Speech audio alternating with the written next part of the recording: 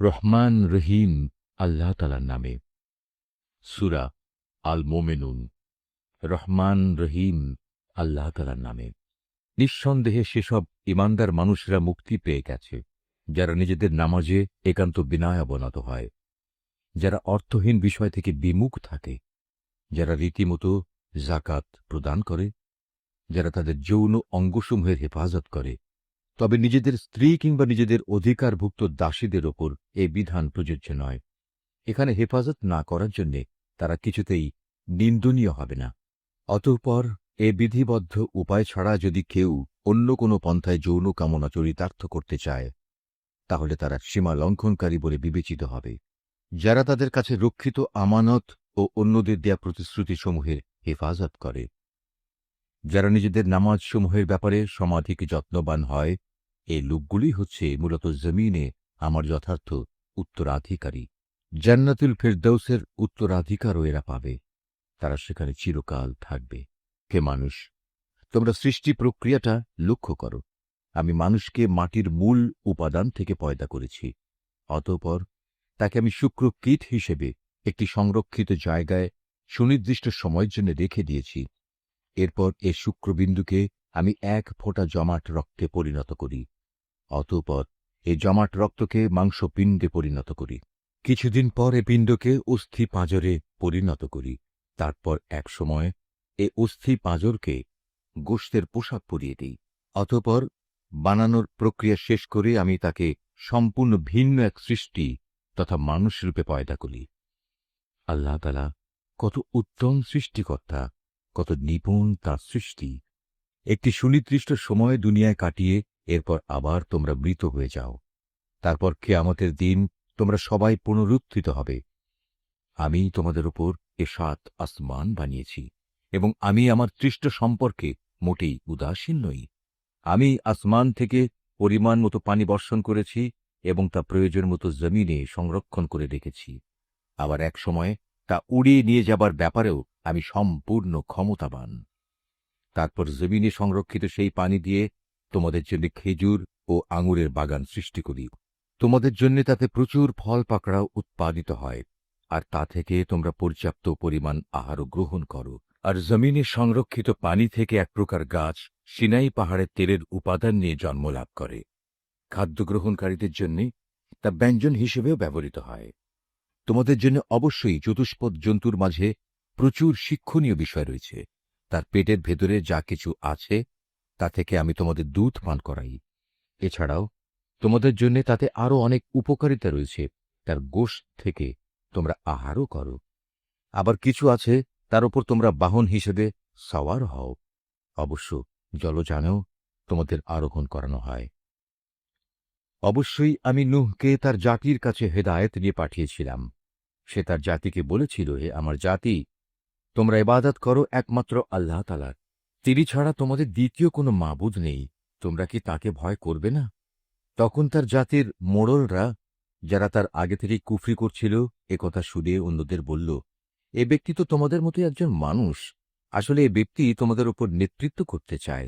আল্লাহ তাআলা যদি নবী পাঠাতেই চাইতেন, তাহলে ফেরেশতাদেরই নবী করে পাঠাতেন। আমরা তো এমন কোনো কথা আমাদের পূর্বপুরুষদের জামানায়ও ঘটেছে বলে শুনিনি। মূলত এ মানুষটি এমন, যার মধ্যে মনে হয় কিছু পাগলামি এসে গেছে। অতএব তোমরা তার কোনো কথায় কান দিও না, বরং এর ব্যাপারে কয়েকটা নির্দিষ্ট দিন পর্যন্ত অপেক্ষা করো। হয়তো সে এমনিই সেরে যাবে। একথা শুনে নূহ তার মালিকের কাছে দোয়া করল, হে আমার মালিক, এরা যেভাবে আমাকে মিথ্যা সাব্যস্ত করল, তুমি সেভাবেই তাদের মোকাবেলায় আমাকে সাহায্য করো। অতঃপর আমি তার কাছে ওহী পাঠালাম, তুমি আমার তত্ত্বাবধানে আমারই ওহী অনুযায়ী একটি নৌকা প্রস্তুত করো। তারপর যখন আমার আযাবের আদেশ আসবে এবং জমিনের চুল্লি প্লাবিত হয়ে যাবে, তখন সব কিছু থেকে এক এক জোড়া নৌকায় উঠিয়ে নাও। তোমার পরিবার পরিজনদেরও উঠিয়ে নেবে, তবে তাদের মধ্যে যার ব্যাপারে আল্লাহ তাআলা সিদ্ধান্ত এসে গেছে সে ছাড়া। দেখো, যারা জুলুম করেছে তাদের ব্যাপারে আমার কাছে কোনো আরজি পেশ করো না, কেননা মহাপ্লাবনে আজ তারা নিমজ্জিত হবেই। তারপর যখন তুমি এবং তোমার সাথীরা নৌকায় আরোহণ করবে, তখন শুধু বলবে, সমস্ত প্রশংসা আল্লাহ তাআলার জন্যে, যিনি আমাদের একটি অত্যাচারী জাতি থেকে উদ্ধার করেছেন। তুমি নৌকায় উঠে বলো, হে আমার মালিক, তুমি আমাকে জমিনের কোথাও বরকতের সাথে নামিয়ে দাও।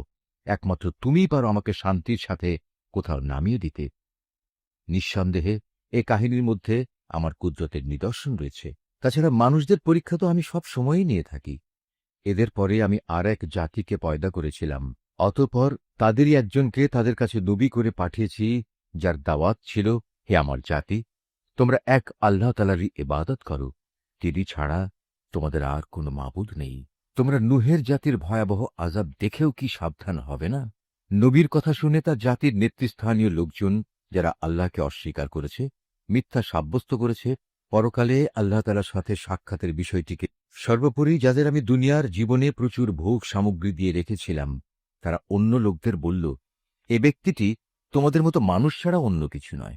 তোমরা যা খাও সেও তা খায়, তোমরা যা কিছু পান করো সেও তা পান করে। এমত অবস্থায় তোমরা যদি তোমাদেরই মতো একজন মানুষকে নবী মনে করে তার কথা মেনে চলো, তাহলে তোমরা অবশ্যই ক্ষতিগ্রস্ত হবে।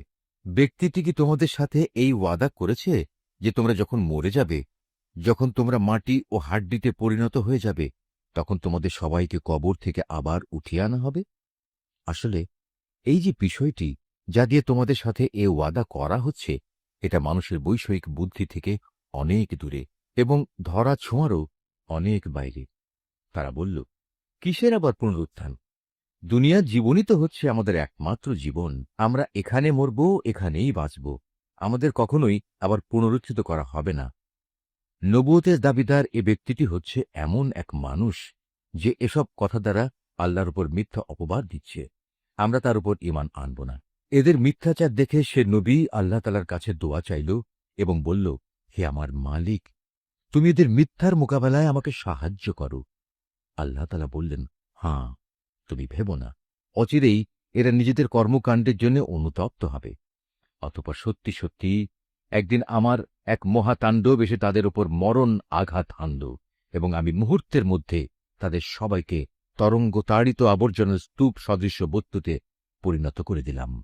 অতঃপর সবাই বলে উঠল, আল্লাহর গজব নাজিল হোক জালিম সম্প্রদায়ের উপর। আমি তাদের ধ্বংসের পর আরও অনেক জাতিকেই সৃষ্টি করেছি। কোন জাতি তার দুনিয়ার বাঁচার নির্দিষ্ট কাল যেমন ত্বরান্বিত করতে পারেনি, তেমনি সময় এসে গেলে তা কেউ বিলম্বিতও করতে পারেনি। অতঃপর দুনিয়ার জাতিসমূহের কাছে আমি একের পর এক রসুল পাঠিয়েছি।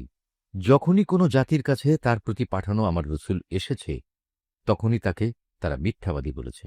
অতঃপর আমিও ধ্বংস করার জন্য তাদের এক একজনকে এক একজনের পেছনে ক্রমিক নম্বর লাগিয়ে দিয়েছি। এভাবেই আমি তাদের একদিন ইতিহাসের কাহিনীর বিষয়ও পরিণত করেছি। বিধ্বংস হোক সে জাতি যারা আল্লাহ তাআলার উপর ঈমান আনেনি। তারপর আমি এক সময় আমার আয়াতসমূহ ও সুস্পষ্ট দলিল প্রমাণ দিয়ে মূসা এবং তার ভাই হারুনকে পাঠিয়েছি। তাদের আমি পাঠিয়েছি ফেরাউন ও তার পারিষদদের কাছে, কিন্তু তারা তাদের মেনে নেয়ার বদলে অহংকার করল। তারা ছিল স্পষ্টত একটি নাফরমান জাতি। তারা বলতে লাগল, আমরা কি এমন দুজন মানুষের ওপর ঈমান আনব যারা আমাদের মতোই মানুষ, অপরদিকে তাদের জাতীয় হচ্ছে আমাদের সেবাদাস? তারা তাদের উভয়কে মিথ্যাবাদী বলল। ফল এই দাঁড়ালো, তারা ধ্বংসপ্রাপ্ত মানুষদের দলভুক্ত হয়ে গেল। আমি মূসাকে আমার কেতাব দান করেছি যেন লোকেরা তা থেকে হেদায়েত লাভ করতে পারে। এভাবেই আমি মারিয়াম পুত্র ঈসা ও তার মাকে আমার কুদরতের নিদর্শন বানিয়েছি এবং তাদের এক নিরাপদ ও প্রশ্রবণ বিশিষ্ট উচ্চ ভূমিতে আমি আশ্রয় দিয়েছি। হে আমার রসূলরা, তোমরা পাক পবিত্র জিনিসসমূহ খাও, হামেশা নেক আমল করো, কেননা তোমরা যা কিছু করো সে সম্পর্কে আমি সবিশেষ অবহিত আছি। এই যে তোমাদের জাতি, তা কিন্তু দিনের বন্ধনে একই জাতি, আর আমি হচ্ছি তোমাদের একমাত্র মালিক। অতএব তোমরা আমাকেই ভয় করো। কিন্তু লোকেরা নিজেদের মাঝে এ মৌলিক বিষয়টাকে বহুধা বিভক্ত করে দিয়েছে, আর প্রত্যেক দলের কাছে যা কিছু আছে তা নিয়েই তারা পরিতুষ্ট। অতএব এ নবী, তুমি তাদের একটা সুনির্দিষ্ট সময়ের জন্য নিজে নিজ বিভ্রান্তিতে পড়ে থাকার জন্য ছেড়ে দাও। তারা কি একা ধরে নিয়েছে আমি তাদের যে ধন সম্পদ ও সন্তান সন্ততি দিয়ে সাহায্য করছি এবং তার অর্থ এই যে আমি সব সময় তাদের জন্য সকল প্রকার কল্যাণ ত্বরান্বিত করে যাব? না, আসলে তা নয়। কিন্তু এরা তো সে সম্পর্কে কিছুই বোঝে না। যারা নিজেদের মালিকের ভয়ে সদা ভীত সন্ত্রস্ত থাকে, যারা তাদের মালিকের নাজিল করা আয়াতসমূহের উপর ঈমান আনে, যারা তাদের মালিকের মালিকানার সাথে অন্য কাউকে শরিক করে না, যারা তার পথে যা কিছু দিতে পারে মুক্ত হস্তে দান করে, তারপরেও তাদের মন ভীত কম্পিত থাকে, তাদের একদিন তাদের মালিকের কাছে ফিরে যেতে হবে। সত্যিকার অর্থে এরাই হচ্ছে সেসব মানুষ যারা নেকির কাজে সদা তৎপর, উপরন্তু তারা সবার চাইতে অগ্রগামীও। আমি কারো উপরই তার সাধ্যাত্মিক বোঝা চাপাই না। প্রত্যেক মানুষের আমল সংক্রান্ত একটি গ্রন্থ আমার কাছে সংরক্ষিত আছে, যা তাদের অবস্থা ঠিক ঠিক বলে দেবে, আর এ ব্যবস্থাপনায় তাদের উপর কোনো জুলুম করা হবে না, বরং তাদের অন্তর এ বিষয়ে আধারে আচ্ছন্ন হয়ে আছে। এছাড়াও তাদের জীবনে আরও বহুতর খারাপ কাজ আছে যা তারা সব সময় করে থাকে। এরা এসব কাজ থেকে কখনো ফিরে আসে না, যতক্ষণ না আমি তাদের ঐশ্বর্যশীল লোকদের শাস্তি দ্বারা আঘাত করি। তখন তারা সাথে সাথেই আর্তনাদ করে ওঠে। তখন বলা হবে, আজ আর আর্তনাদ করো না, তোমাদের আমার পক্ষ থেকে কোনো সাহায্য করা হবে না। যখন আমার আয়াতসমূহ তোমাদের সামনে পড়ে পড়ে শোনানো হতো, তখন তোমরা আমার নবীদের আওয়াজ শোনা মাত্রই উল্টো দিকে সরে পড়তে নেহায়েত দম্ভ পরে নিজেদের মজলিসে গিয়ে অর্থহীন গল্পগুজব জুড়ে দিতে। এরা এই কালাম কোরআনের ওপর কি চিন্তা ভাবনা করে না? কিংবা তাদের কাছে নতুন কিছু একটা এসেছে যা তাদের বাপ দাদাদের কাছে আসেনি? অথবা তারা কি তাদের রসুলকে চিনতে পারেনি যে জন্যে তারা তাকে অস্বীকার করছে? কিংবা তারা কি একথা বলে তার সাথে কোন রকম পাগলামি রয়েছে? বরং আসল কথা হচ্ছে, রসুল তাদের কাছে সত্য নিয়ে হাজির হয়েছে এবং তাদের অধিকাংশ লোকই এ সত্যকে অপছন্দ করে। যদি এমন হতো সত্য তাদের ইচ্ছা আকাঙ্ক্ষার অনুগামী হয়ে যেত, তাহলে আসমান সমূহ, জমিন এবং আরো যা কিছু এ উভয়ের মাঝে আছে তার গোটা ব্যবস্থাপনা কবেই ভেঙে বিশৃঙ্খল হয়ে পড়ত। পক্ষান্তরে আমি তাদের কাছে তাদের নিজেদের কাহিনী নিয়ে এসেছি, কিন্তু আশ্চর্য, তারা এখন তাদের নিজেদের কথাবার্তা থেকেই মুখ ফিরিয়ে নিচ্ছে। হে নবী, তবে কি এরা মনে করে তুমি এদের কাছে দিন পৌঁছানোর জন্যে কোন রকম পারিশ্রমিক দাবি করছ?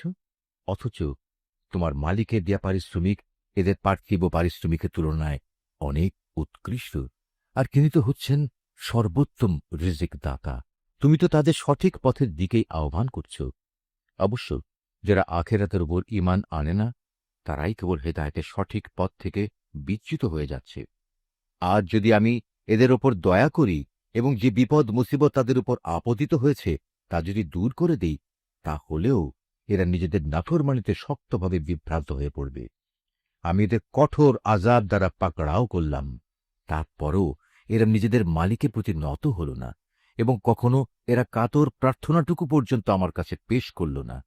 অতঃপর যখন সত্যিই আমি এদের ওপর কঠোর আযাবের দুয়ার খুলে দেব, তখন তুমি দেখবে এরা হতাশ হয়ে পড়ছে।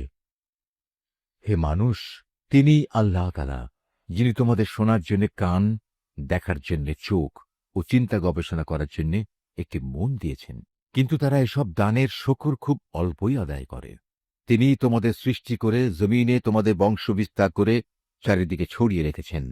একদিন তোমাদের সবাইকে আবার তার কাছেই একত্রিত করা হবে। তিনি তোমাদের জীবন দান করেন, তিনি তোমাদের মৃত্যু ঘটান। রাত দিনের আবর্তনও তাঁর ইচ্ছায় সংঘটিত হয়। এত সব কিছু দেখেও তোমরা কি সত্য অনুধাবন করবে না? নবীদের সামনে এরাও কিন্তু সে ধরনের অর্থহীন কথাই বলে, যেমনি করে তাদের আগের লোকেরা বলেছে। তারা বলেছিল, আমরা যখন মরে যাব, আমরা যখন মাটি ও হাড্ডিতে পরিণত হয়ে যাব, তখনও কি আমরা পুনরুত্থিত হব? তারা বলে, আসলে এভাবেই আমাদের ও আমাদের পূর্ববর্তী লোকদের পুনরুত্থানের ওয়াদা দিয়ে আসা হচ্ছে। মৃত্যুর পর আবার জীবন লাভের এ কথাগুলো অতীতের দিনের উপকথা ব্যতীত আর কিছুই নয়। হে নবী, এদের জিজ্ঞেস করো, যদি তোমরা জানো তাহলে বলো, এ জমিনে এবং এখানে যা কিছু সৃষ্টি আছে তা কার মালিকানাধীন? ওরা বলবে, হ্যাঁ, সবকিছুই আল্লাহর। তুমি বলো, এর পরেও তোমরা কি চিন্তা ভাবনা করবে না? তুমি এদের আরো জিজ্ঞেস করো, এ সাত আসমান ও মহান আরশের অধিপতি কে? ওরা জবাব দেবে, এ সবকিছুই আল্লাহর। তুমি বলো, তারপরও তোমরা কি আল্লাহকে ভয় করবে না? তুমি আবারও জিজ্ঞেস করো, যদি তোমরা সত্যি সত্যি জানো তাহলে বলো, কার হাতে রয়েছে আসমান জমিন সবকিছুর একক কর্তৃত্ব? হ্যাঁ, তিনি যাকে ইচ্ছা তাকেই পানাহ দেন, কিন্তু তার বিরুদ্ধে কেউ কাউকে পানাহ দিতে পারে না। ওরা আবারও সাথে সাথে বলবে, হ্যাঁ, মহান আল্লাহ তাআলার। তুমি বলো, এ সত্ত্বেও তোমরা কেমন করে বিভ্রান্ত হচ্ছ? আসলে আমি তো সত্য কথা এদের কাছে পৌঁছে দিয়েছিলাম, কিন্তু এরা সবাই মিথ্যাবাদী। আল্লাহ তাআলা কাউকেই সন্তান হিসেবে গ্রহণ করেননি, না তার সাথে অন্য কোনো মাবুদ রয়েছে। যদি তার সাথে অন্য কোনো মাবুদ থাকত, তাহলে প্রত্যেক মাবুদ নিজ নিজ সৃষ্টি দিয়ে আলাদা হয়ে যেত, এবং এ মাবুদরা একে অন্যের উপর প্রাধান্য বিস্তার করতে চাইত। এরা যা কিছু আল্লাহ তাআলা সম্পর্কে বলে, তিনি তার থেকে অনেক পবিত্র ও মহান। উপস্থিত অনুপস্থিত সব কিছুর সম্যক ওয়াকেফাল তিনি। সুতরাং এরা আল্লাহ তাআলার সাথে অন্যদের যেভাবে শরিক করে, তিনি তার চাইতে অনেক পবিত্র।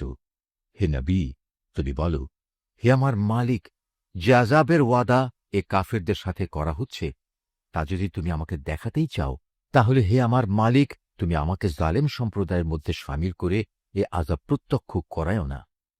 হে নবী, আমি তাদের কাছে যে আযাবের ওয়াদা করেছি তা অবশ্যই তোমাকে দেখাতে সক্ষম।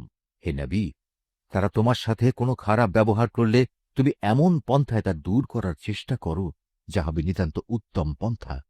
আমি তো ভালো করেই জানি ওরা তোমার ব্যাপারে কি বলে। সে ব্যাপারে উদ্বিগ্ন না হয়ে তুমি বরং বলো, হে আমার মালিক, শয়তানদের যাবতীয় ওয়াসওয়াসা থেকে আমি তোমার পানাহ চাই। আরও বলো, হে আমার মালিক, আমি এ থেকেও তোমার পানাহ চাই যে শয়তান আমার ধারে কাছেও ঘেঁষবে না। এমনকি এ অবস্থায় যখন এদের কারো মৃত্যু এসে হাজির হবে, তখন সে বলবে, হে আমার মালিক, তুমি আমাকে আরেকবার পৃথিবীতে ফেরত পাঠাও, যাতে করে সেখানে গিয়ে এমন কিছু নেক কাজ আমি করে আসতে পারি যা আমি আগে ছেড়ে এসেছি। তখন বলা হবে, না, তার কখনো হবার নয়।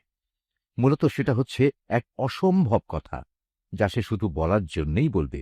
এই মৃত ব্যক্তিদের সামনে একটি যবনিকা তাদের আড়াল করে রাখবে সেদিন পর্যন্ত, যেদিন তারা কবর থেকে পুনরুত্থিত হবে। অতঃপর যেদিন সিঙায় ফু দেয়া হবে, সেদিন মানুষ এমনই দিশেহারা হয়ে পড়বে যে তাদের মধ্যে আত্মীয়তার বন্ধন বলতে কিছুই অবশিষ্ট থাকবে না। না তারা একজন আরেকজনকে কিছু একটা জিজ্ঞেস করতে যাবে। অতএব সেদিন যাদের নেকির পাল্লা ভারী হবে, তারাই হবে সেসব মানুষ যারা মুক্তিপ্রাপ্ত। আর যাদের নেকির পাল্লা হালকা হবে, তারা হবে সেসব ব্যর্থ মানুষ যারা নিজেদের জীবন মিথ্যার পিছনে বিনষ্ট করে দিয়েছে। তারা জাহান্নামে থাকবে চিরকাল। জাহান্নামের আগুন তাদের মুখমণ্ডল জ্বালিয়ে দেবে, তাতে তাদের চেহারা জ্বলে বিভৎস হয়ে যাবে। তাদের যখন জিজ্ঞেস করা হবে, এমন অবস্থা কি হয়নি যে আমার আয়াতসমূহ তোমাদের সামনে পড়ে শোনানো হয়েছিল এবং তোমরা তা অস্বীকার করেছিলে? তারা বলবে, হে আমাদের মালিক, আমাদের দুর্ভাগ্য চারিদিক থেকে আমাদের ঘিরে ধরেছিল এবং নিশ্চয়ই আমরা ছিলাম গোমরাহ সম্প্রদায়। হে আমাদের মালিক, তুমি আজ আমাদের এই আগুন থেকে বের করে নাও। আমরা যদি দ্বিতীয়বারও দুনিয়ায় ফিরে গিয়ে সীমা লঙ্ঘন করি, তাহলে অবশ্যই আমরা জালেম হিসেবে পরিগণিত হব।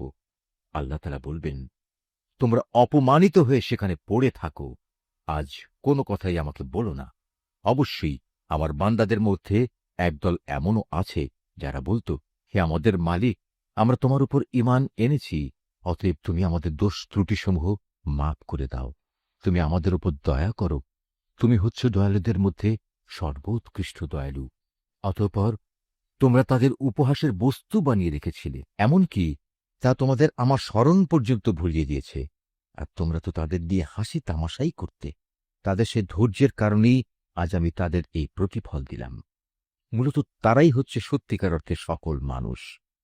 আল্লাহ তাআলা বলবেন, বলো তো, তোমরা পৃথিবীতে কত বছর কাটিয়ে এসেছ?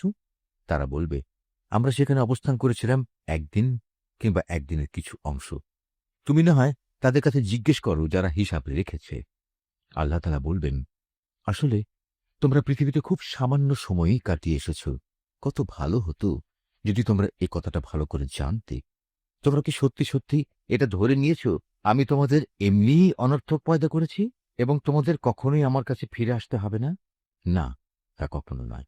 মহিমান্বিত আল্লাহ তাআলা, তিনি সব কিছুর যথার্থ মালিক। তিনি ছাড়া আর কোনো মাবুদ নেই। সম্মানিত আরশের একক অধিপতিও তিনি। অতএব যে ব্যক্তি আল্লাহ তাআলাকে বাদ দিয়ে অন্য কোনো মাবুদকে ডাকে, তার কাছে যার জন্য কোনো রকম সনদ নেই, সে যেন জেনে রাখে তার হিসাব তার মালিকের কাছে যথার্থই মজুদ আছে। সেদিন তারা কোনো অবস্থায় সফল কাম হবে না, যারা তাকে অস্বীকার করেছে। হে নবী, তুমি বলো, হে আমার মালিক, তুমি আমায় ক্ষমা করো, কেননা তুমি হচ্ছ দয়ালুদের মধ্যে সর্বোৎকৃষ্ট। সূরা আন-নূর, রহমান রহিম আল্লাহ তাআলার নামে। এটি একটি সূরা। আমি নাযিল করেছি এবং আমি এতে বর্ণিত বিধানসমূহ ফরজ করেছি। আমি এতে পরিষ্কার করে আমার আয়াতসমূহ নাযিল করেছি, যাতে করে তোমরা এর থেকে শিক্ষা গ্রহণ করতে পারো। এই বিধানসমূহের একটি হচ্ছে ব্যভিচারিণী নারী ও ব্যভিচারী পুরুষ সংক্রান্ত বিধানটি। এদের ব্যাপারে আদেশ হচ্ছে, তাদের প্রত্যেককে তোমরা ১০০টি করে বেত্রাঘাত করবে। আল্লাহর দ্বীনের আদেশ প্রয়োগের ব্যাপারে ওদের প্রতি কোন রকম দয়া যেন তোমাদের মনে না আসে। যদি তোমরা আল্লাহ তাআলা ও পরকালের উপর ঈমান এনে থাকো, তাহলে মোমেনদের একটি দল যেন তাদের এই শাস্তি প্রত্যক্ষ করার জন্য সেখানে মজুদ থাকে। আল্লাহর হুকুম হচ্ছে, ব্যভিচারী পুরুষ কেবলমাত্র ব্যভিচারিণী মহিলাকেই বিয়ে করবে, কিংবা বিয়ে করবে কোনো মুশরিক নারীকে। ব্যভিচারিণী মহিলা কেবলমাত্র ব্যভিচারী পুরুষকেই বিয়ে করবে, কিংবা বিয়ে করবে কোনো মুশরিক পুরুষকে। সাধারণ মোমেনদের জন্য এই বিয়েকে হারাম করা হয়েছে। অপরদিকে যারা খামাখা সতী সাধ্বী নারীদের উপর ব্যভিচারের অপবাদ আরোপ করবে এবং এর সপক্ষে ৪ জন সাক্ষী হাজির করতে পারবে না, তাদের ৮০টি বেত্রাঘাত করবে এবং ভবিষ্যতে আর কখনো তাদের সাক্ষ্য গ্রহণ করবে না, কেননা এরা হচ্ছে নিকৃষ্ট গুনাহগার। অবশ্য যেসব ব্যক্তি এ অন্যায়ের পর তওবা করে এবং নিজেদের শুধরে নেয়, তাদের কথা আলাদা। আল্লাহ তাআলা অবশ্যই ক্ষমাশীল ও বড় দয়ালু।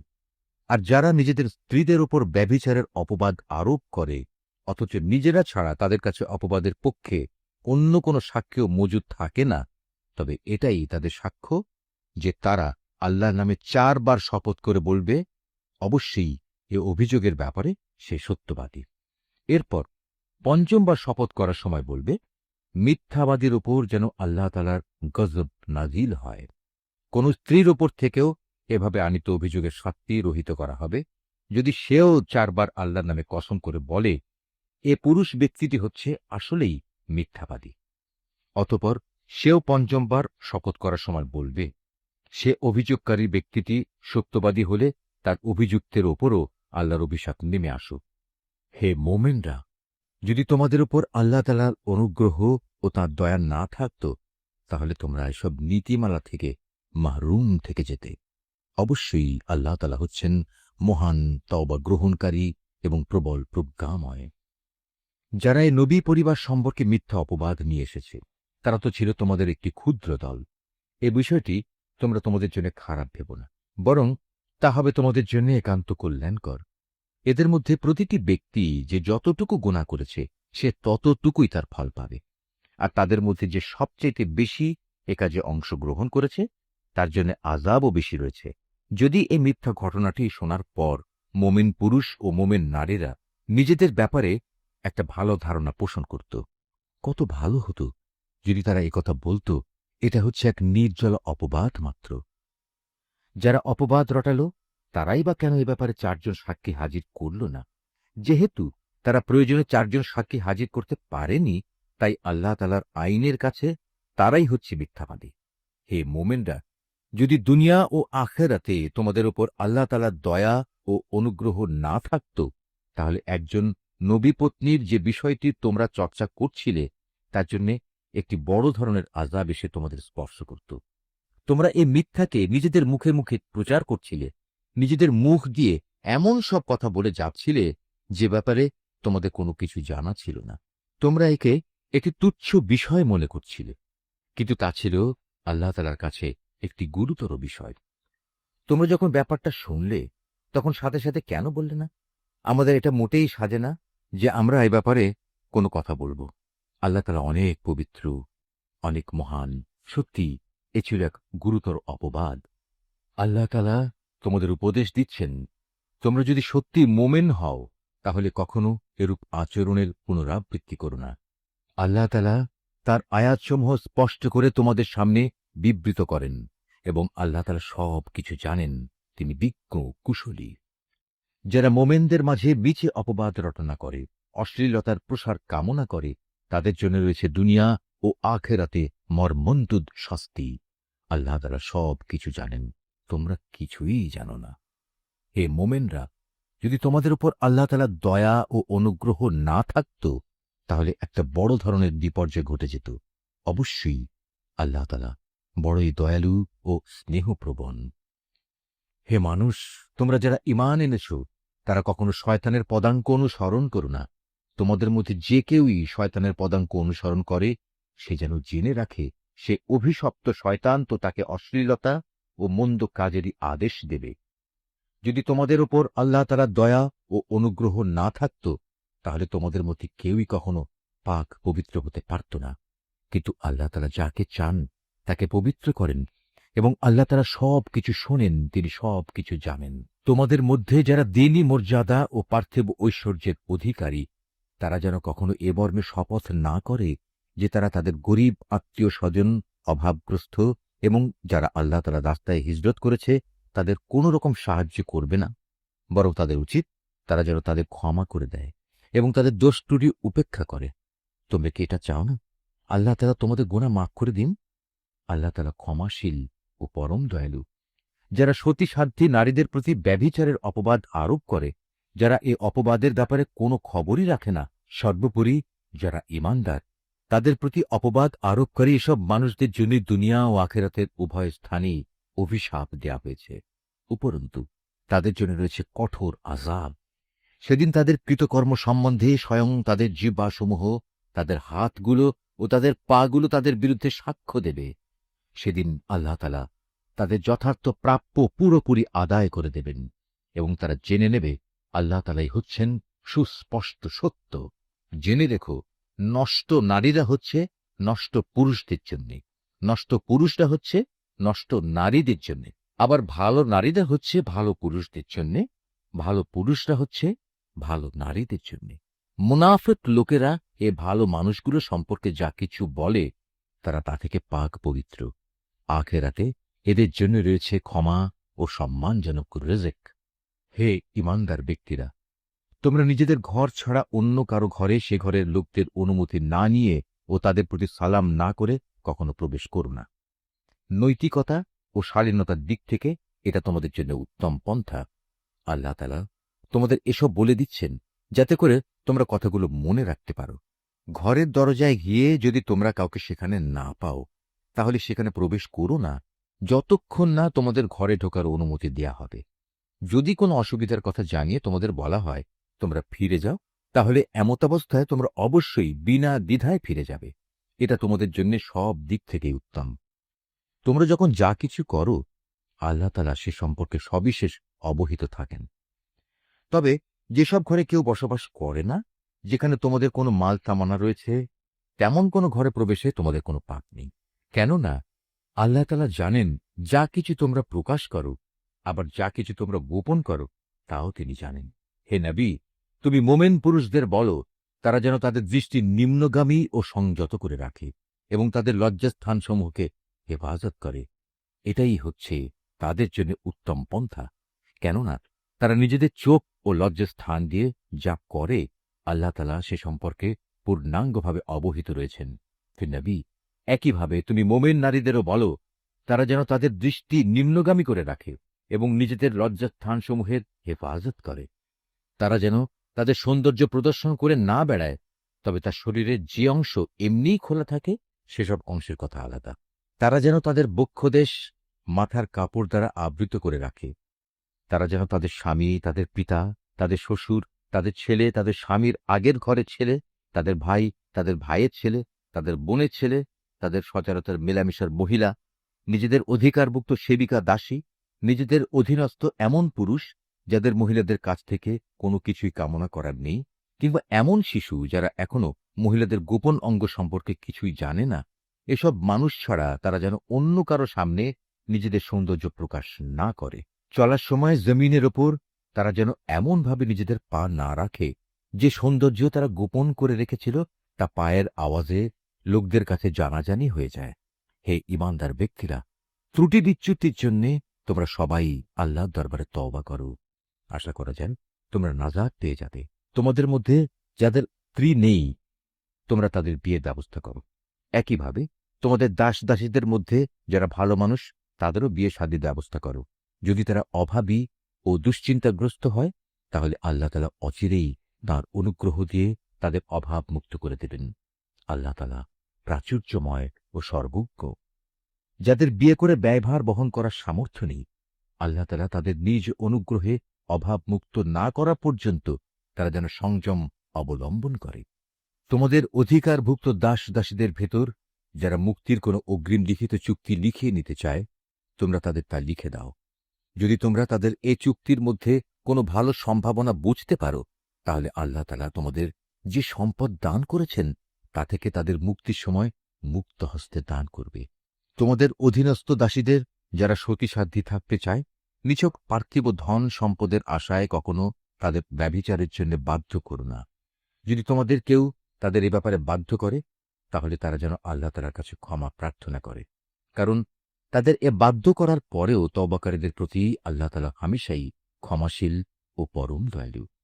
হে মুমিনরা, আমি তোমাদের কাছে সুস্পষ্ট আয়াতসমূহ নাজিল করেছি, আরও উদাহরণ হিসেবে পেশ করেছি তোমাদের আগের মানুষদের ঘটনাগুলো। পরহেজগার লোকদের জন্য তা ছিল শিক্ষণীয় উপদেশ।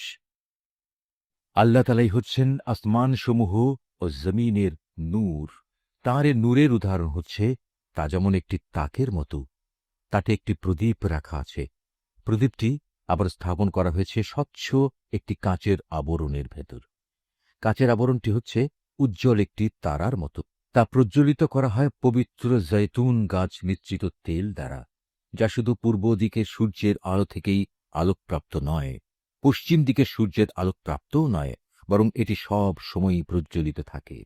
আবার এর তেল এত পরিষ্কার, দেখলে মনে হয় তা বুঝি নিজে নিজেই জ্বলে উঠবে, যদি আগুন তাকে ততক্ষণে স্পর্শ না করে থাকে। আর যদি আগুন স্পর্শ করেই ফেলে, তাহলে তা হবে নূরের উপর নূর। আল্লাহ তাআলা তার এ অদৃশ্য নূরের দিকে যাকে চান তাকেই হেদায়েত দান করেন। আল্লাহ তাআলা এভাবে মানুষদের বোঝানোর জন্য নানা উপমা পেশ করে থাকেন। আল্লাহ তাআলা প্রত্যেক বিষয় সম্পর্কেই সম্যক অবগত আছেন। এসব ব্যক্তিদের সে ঘরসমূহে পাওয়া যাবে, যার মধ্যে আল্লাহ তাআলার সম্মান মর্যাদা উন্নীত করা এবং তাতে তাঁর নিজের পবিত্র নাম স্মরণ করার জন্য সবাইকে আদেশ দিয়েছেন। সেসব জায়গাসমূহে সকাল সন্ধ্যা এরা আল্লাহ তাআলার পবিত্রতা ও মহিমা ঘোষণা করে। তারা এমন লোক, ব্যবসা বাণিজ্য তাদের কখনো আল্লাহ তাআলা থেকে গাফেল করে দেয় না। না বেচাকেনা তাদের আল্লাহ তাআলার স্মরণ, নামাজ প্রতিষ্ঠা ও যাকাত আদায় করা থেকে গাফেল রাখতে পারে। তারা সেদিনকে ভয় করে যেদিন তাদের অন্তর ও দৃষ্টিশক্তি ভীতবিহ্বল হয়ে পড়বে। যারা নেক কাজ করে, আল্লাহ তাআলা তাদের যথার্থ উত্তম পুরস্কার দেবেন। তিনি তাঁর অনুগ্রহে তাদের যা পাওনা তার চাইতে বেশি দান করবেন। মূলত আল্লাহ তাআলা যাকে চান তাকে অপরিমিত রিজিক দান করেন।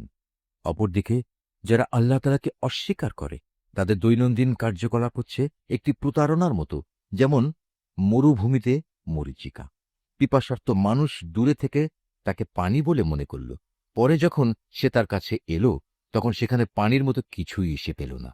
এভাবে প্রতারণা ও মরীচিকার জীবন শেষ হয়ে গেলে সে শুধু আল্লাহ তাআলাকেই তার পাশে পাবে। অতঃপর তিনি তার পাওনা পূর্ণ মাত্রায় আদায় করে দেবেন। নিঃসন্দেহে আল্লাহ তাআলা তড়িৎ হিসাব গ্রহণে সক্ষম। কিংবা তাদের কর্মকাণ্ডের উদাহরণ হচ্ছে একটি অতল সমুদ্রের অভ্যন্তরস্থ গভীর অন্ধকারের মতো। অতঃপর তাকে একটি বিশাল আকারের ঢেউ এসে ঢেকে আরও অন্ধকার করে দিল।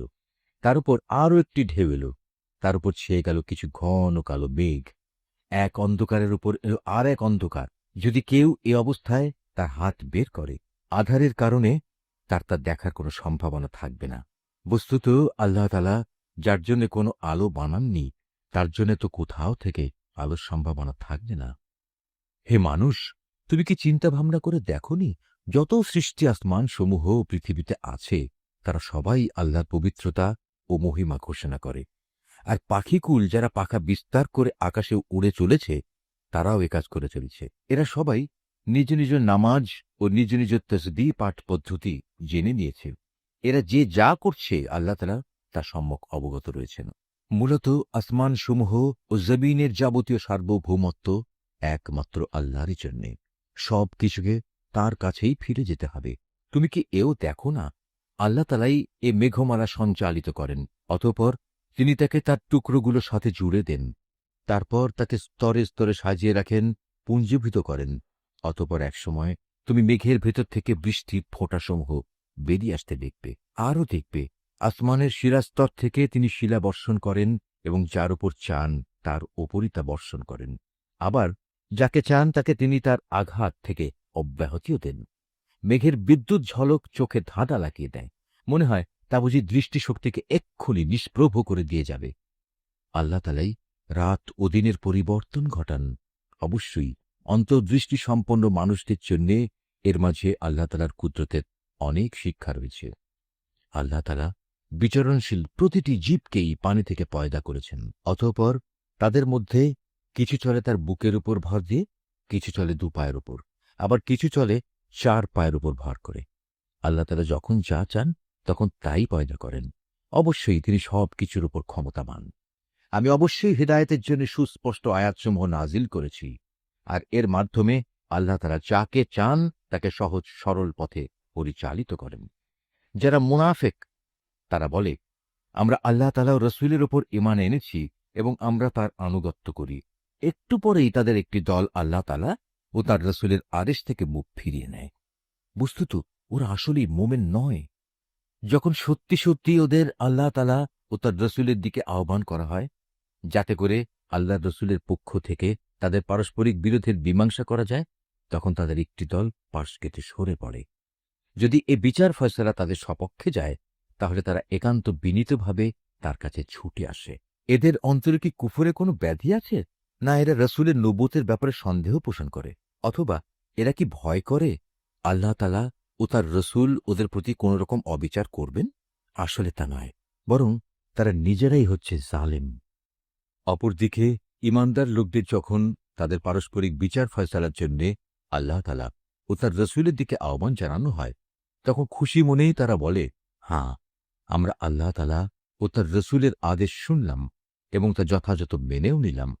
বস্তুত এরাই হচ্ছে সকল কাম ব্যক্তি, যারা আল্লাহ তাআলা ও তার রসুলের আনুগত্য করে, আল্লাহ তাআলাকে ভয় করে এবং তার নাফরমানি করা থেকে বেঁচে থাকে, তারাই হচ্ছে সফল কাম। হে নবী, এ মুনাফিক লোকেরা আল্লাহ তাআলার নামে শক্ত কসম খেয়ে বলে, আমরা তোমার এতই অনুগত যে তুমি যদি আদেশ করো তাহলে আমরা ঘর বাড়ি ছেড়ে অবশ্যই তোমার সাথে বেরিয়ে যাব। হে নবী, তুমি বলো, তোমরা বেশি শপথ করো না, তোমাদের আনুগত্য আমার তো জানাই আছে। তোমরা যা কিছু করো আল্লাহ তাআলা তা ভালো করেই জানেন। হে নবী, তুমি এদের আরো বলো, তোমরা আল্লাহ তাআলার আনুগত্য করো আল্লাহর রসূলের। হ্যাঁ, তোমরা যদি মুখ ফিরিয়ে নাও তাহলে জেনে রেখো, আল্লাহ তাআলা দ্বীন পৌঁছানোর যে দায়িত্ব তার উপর দেয়া হয়েছে তার জন্য সে দায়ী। অপরদিকে আনুগত্যের যে দায়িত্ব তোমাদের উপর দেয়া হয়েছে তার জন্য তোমরা দায়ী। যদি তোমরা তার কথা মতো চলো তাহলে তোমরা সঠিক পথ পাবে। রাসূলের কাজ হচ্ছে আল্লাহ তাআলার কথাগুলো ঠিক ঠিক মতো পৌঁছে দেয়া। তোমাদের মধ্যে যারা আল্লাহ তাআলার উপর ঈমান আনে এবং সে অনুযায়ী নেক কাজ করে, তাদের সাথে আল্লাহ তাআলা ওয়াদা করেছেন তিনি জমিনে তাদের অবশ্যই খেলাফত দান করবেন, যেমনিভাবে তিনি তাদের আগের লোকদের খেলাফত দান করেছিলেন। সর্বোপরি যে জীবন বিধান তিনি তাদের জন্য পছন্দ করেছেন তাও তাদের জন্য সমাজে ও রাষ্ট্রে সুদৃঢ় করে দেবেন। তাদের ভয়ের অবস্থাকে নিরাপত্তা ও শান্তিতে বদলে দেবেন। তবে এজন্যে শর্ত হচ্ছে তারা শুধু আমারই গোলামি করবে, আমার সাথে কাউকে শরিক করবে না। এর পরেও যে এবং যারা তার নিয়ামতের নাফরমানি করবে তারাই গুনাহগার বলে পরিগণিত হবে। হে মুসলমানরা, তোমরা নামাজ প্রতিষ্ঠা করো, যাকাত দাও, রসুলের আনুগত্য করো, আশা করা যায় তোমাদের উপর দয়া ও অনুগ্রহ করা হবে। কাফিরদের ব্যাপারে কখনো একথা ভেবো না যে তারা জমিনে আমাকে অক্ষম করে দেবে। তাদের ঠিকানা হচ্ছে জাহান্নাম, আর কত নিকৃষ্ট এই ঠিকানা। হে মানুষ, তোমরা যারা ঈমান এনেছ, মনে রেখো, তোমাদের অধিকারভুক্ত দাসদাসীরা এবং তোমাদের মধ্যে থেকে যারা এখনো বয়ঃপ্রাপ্ত হয়নি, তারা যেন 3টি সময়ে তোমাদের কাছে আসার জন্য অনুমতি চেয়ে নেয়। সে সময়গুলো হচ্ছে ফজর নামাজের আগে, দুপুরে যখন তোমরা কিছুটা আরাম করার জন্য নিজেদের পরিধেয় বস্ত্র শিথিল করো, এবং এশার নামাজের পর। মূলত এ 3টি সময় হচ্ছে তোমাদের পর্দা অবলম্বনের সময়। এগুলো ছাড়া অন্য সময়ে আসা যাওয়ার ব্যাপারে তোমাদের উপর কোনো দোষ নেই, না এতে তাদের জন্য কোনো রকম দোষ আছে। কেননা তোমরা তো প্রায়ই একে অপরের কাছে যাতায়াত করে থাকো। আল্লাহ তাআলা এভাবেই নিজের নির্দেশগুলো সুস্পষ্টভাবে বর্ণনা করেন। বস্তুত আল্লাহ তাআলা মহাজ্ঞানী, তিনি প্রবল প্রজ্ঞাবান। তোমাদের নিজেদের সন্তানরাও যখন বয়প্রাপ্ত হয়ে যায়, তখন তারা যেন তোমাদের কামরায় প্রবেশের আগে সেভাবেই অনুমতি নেয়, যেমনি তাদের আগে বড়রা অনুমতি নিত। আল্লাহ তাআলা এভাবেই তার আদেশসমূহ তোমাদের কাছে খুলে খুলে বর্ণনা করেন। আল্লাহ তাআলা সব কিছু জানেন, তিনি পরম কুশলী বটে। বৃদ্ধা নারী যাদের এখন আর কারো বিয়ের বন্ধনে আসার আশা নেই, তাদের ওপর কোনো দোষ নেই যদি তারা তাদের শরীর থেকে অতিরিক্ত কাপড় খুলে রাখে। তবে শর্ত হচ্ছে তারা সৌন্দর্য প্রদর্শনকারী হবে না। অবশ্য এ অতিরিক্ত কাপড় খোলা থেকেও যদি তারা বিরত থাকতে পারে, তা তাদের জন্য ভালো। আল্লাহ তাআলা সব কিছু শোনেন, আল্লাহ তাআলা সব কিছু জানেন। যে ব্যক্তি অন্ধ তার উপর কোনো বিধি নিষেধ নেই, যে পঙ্গু তার জন্যও কোনো বিধি নিষেধ নেই, যে ব্যক্তি অসুস্থ তার উপরও কোনো বাধ্যবাধকতা নেই, এবং তোমাদের নিজেদের উপরও কোনো দোষ নেই যদি তোমরা তোমাদের নিজেদের ঘর থেকে কিছু খেয়ে নাও। একইভাবে এটাও তোমাদের জন্য দূষণীয় হবে না যদি তোমরা তোমাদের পিতা পিতামহের ঘরে, মায়েদের ঘরে, ভাইদের ঘরে, বোনদের ঘরে, চাচাদের ঘরে, ফুপুদের ঘরে, মামাদের ঘরে, খালাদের ঘরে, এমন সব ঘরে যার চাবি তোমাদের অধিকারে রয়েছে, কিংবা তোমাদের বন্ধুদের ঘরে কিছু খাও। অতঃপর এতেও কোনো দোষ নেই যে এসব জায়গায় তোমরা সবাই একত্রে খাবে কিংবা আলাদা আলাদা খাবে। তবে যখনই এসব ঘরে প্রবেশ করবে, তখন একে অপরের প্রতি সালাম করবে। এটা হচ্ছে আল্লাহর কাছ থেকে তাঁরই নির্ধারিত কল্যাণময় এক পবিত্র অভিবাদন। এভাবেই আল্লাহ তাআলা তোমাদের জন্য তার আয়াতসমূহ বিশদভাবে বর্ণনা করেন, যাতে করে তোমরা বুঝতে পারো। খাঁটি ঈমানদার ব্যক্তি তো হচ্ছে তারা যারা আল্লাহ তাআলা ও তার রসুলের উপর ঈমান আনে। কখনো যদি তারা কোনো সমষ্টিগত ব্যাপারে তার সাথে একত্রিত হয়, তাহলে যতক্ষণ তারা তার কাছ থেকে অনুমতি চাইবে না, ততক্ষণ তারা সেখান থেকে কেউ সরে যাবে না। হে নবী, যারা আল্লাহ তাআলা ও তার রসুলের উপর বিশ্বাস করে যদি তারা কখনো তাদের নিজেদের কোনো কাজে বাইরে যাবার জন্যে তোমার কাছে অনুমতি চায়, তাহলে তুমি যাকে ইচ্ছা তাকে অনুমতি দিও এবং আল্লাহ তাআলার কাছে এদের গুনাহ মাফের জন্য দোয়া করো। অবশ্যই আল্লাহ তাআলা ক্ষমাশীল ও পরম দয়ালু। হে মুসলমানরা, যখন নবী তোমাদের ডাকে, তখন তার ডাককে পারস্পরিক ডাকের মতো মনে করো না। আল্লাহ তাআলা সেসব লোকদের ভালো করেই জানেন যারা নিজেদের আড়াল করে নবীর সামনে থেকে নানা অজুহাতে সরে যায়। সুতরাং যারা তার আদেশের বিরুদ্ধাচরণ করে, তাদের এ ব্যাপারে ভয় করা উচিত। তাদের ওপর এ বিরুদ্ধাচরণের জন্য এ দুনিয়ায় কোনো বিপর্যয় এসে পড়বে, কিংবা পরকালে কোনো কঠিন আযাব এসে তাদের গ্রাস করে নেবে। হে মানুষ, তোমরা জেনে রেখো, আসমানসমূহ ও জমিনে যা কিছু আছে তা সবই আল্লাহ তাআলার জন্য নিবেদিত। তোমরা যে অবস্থার ওপর আছো, আল্লাহ তাআলা তা ভালো করেই জানেন। যেদিন মানুষ সবাই তাঁর দিকেই প্রত্যাবর্তিত হবে, সেদিন তিনি তাদের সব কিছুই জানিয়ে দেবেন, যা কিছু তারা দুনিয়ায় করত। আল্লাহ তাআলা সব বিষয়ই ওয়াকিবহাল। সূরা আল ফুরকান। রহমান রহিম আল্লাহ তাআলার নামে। কত মহান তিনি, যিনি তাঁর বান্দার উপর সত্য মিথ্যার মাঝে পার্থক্যকারী এই ফুরকান নাজিল করেছেন, যাতে করে সে ব্যক্তি এর দ্বারা সৃষ্টিকুলের জন্য সতর্ককারী হতে পারে। তিনি এমন সত্তা, তার জন্য রয়েছে আসমানসমূহ ও জমিনের সার্বভৌমত্ব। তিনি কখনো কাউকে নিজের সন্তান বলে গ্রহণ করেননি, না তার এ সার্বভৌমত্বে অন্য কারো কোনো শরিকানা আছে। তিনি প্রতিটি বস্তু পয়দা করেছেন এবং তিনি তার সৃষ্টির জন্য আলাদা আলাদা পরিমাপ নির্ধারণ করেছেন। এ সত্ত্বেও এ মুশরিক লোকেরা তাঁকে বাদ দিয়ে এমন কিছুকে মাবুদ বানিয়ে নিয়েছে যারা কিছুই সৃষ্টি করতে পারে না, বরং তাদেরই সৃষ্টি করা হয়েছে। সত্য কথা হচ্ছে, তারা যেমন নিজেরা নিজেদের ক্ষতি করতে সক্ষম নয়, তেমনি নিজেরা নিজেদের কোনো উপকারও করতে সক্ষম নয়। তারা কাউকে মৃত্যু দিতে পারে না, কাউকে জীবনও দিতে পারে না, তেমনি পারে না কেউ একবার মরে গেলে তাকে পুনরায় উঠিয়ে আনতে।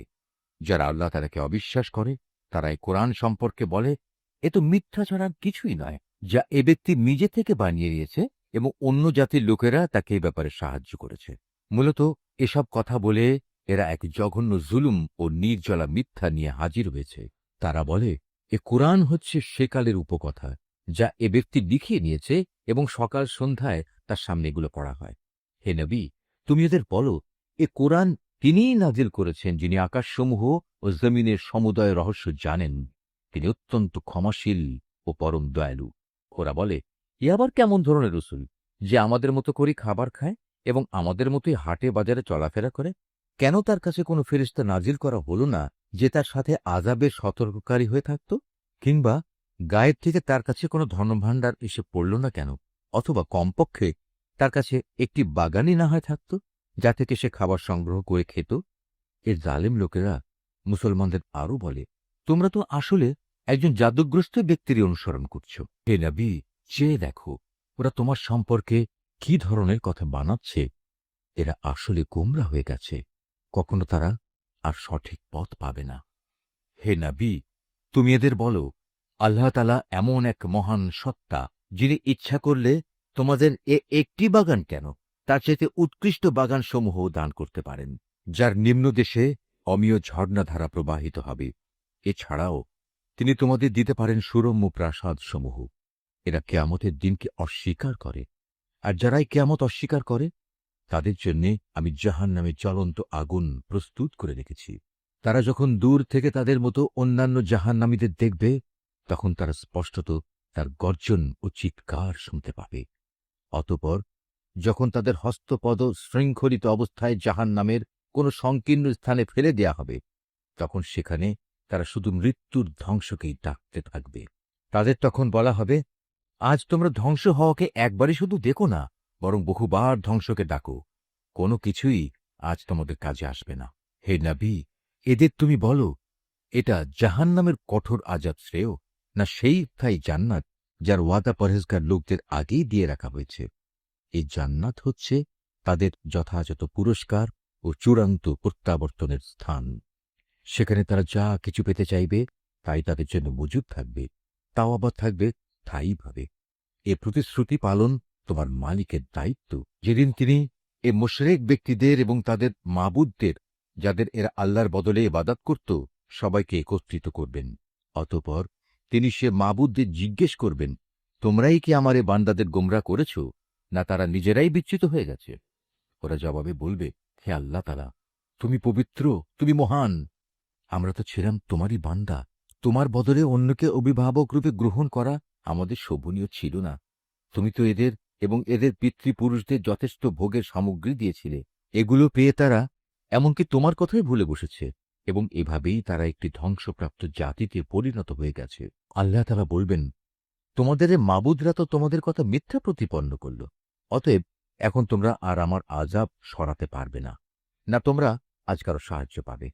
তোমাদের মধ্যে যদি কেউ আমার আনুগত্যের সীমা লঙ্ঘন করে, তাহলে তাকে আমি কঠোর আযাব আস্বাদন করাবো। হে নবী, তোমার আগে আমি আরো যত রসুল পাঠিয়েছি, তারা মানুষের মতোই আহার করত, অন্য মানুষদের মতোই তারা হাটে বাজারে যেত। আসল কথা হচ্ছে, মানুষদের মধ্যে থেকে রসুল পাঠিয়ে আমি তোমাদের একজনকে আরেকজনের জন্য পরীক্ষার উপকরণ বানিয়েছি। এ পরীক্ষায় তোমরা কি ধৈর্য ধারণ করবে না? তোমার মালিক কিন্তু তোমাদের সব কিছুই দেখছেন। নিশ্চয়ই আল্লাহ যা বলেছেন সত্য বলেছেন।